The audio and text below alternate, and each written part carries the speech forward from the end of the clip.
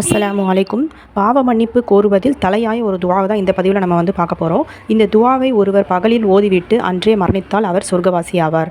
இரவில் ஓதிவிட்டு இரவிலேயே மரணித்து விட்டால் அவரும் சொர்க்கவாசி ஆவார் என்று நபிகள் நாயகம் ஸல்லல்லாஹு அலைஹி வஸல்லம் அவர்கள் சிறப்பித்து கூறிய ஒரு பாவ மன்னிப்பு துவா. இந்த துவாவை மறக்காமல் நீங்களும் மனப்பாடம் பண்ணி மற்றவங்களுக்கும் ஷேர் பண்ணுங்கள். இந்த ரமலான் மாதத்தில் அதிகமாக இந்த துவாவை ஓதி அல்லாஹ்விடம் பாவ மன்னிப்பு கோருவோம் இன்ஷா அல்லாஹ்.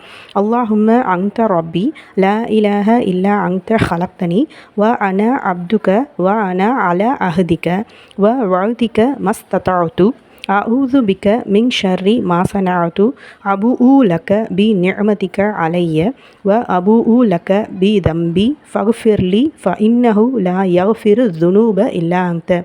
சுப்ஹானல்லாஹ். இதனுடைய பொருளை அடுத்த பதிவில் நான் இன்ஷா அல்லாஹ் பதிவிடுறேன்.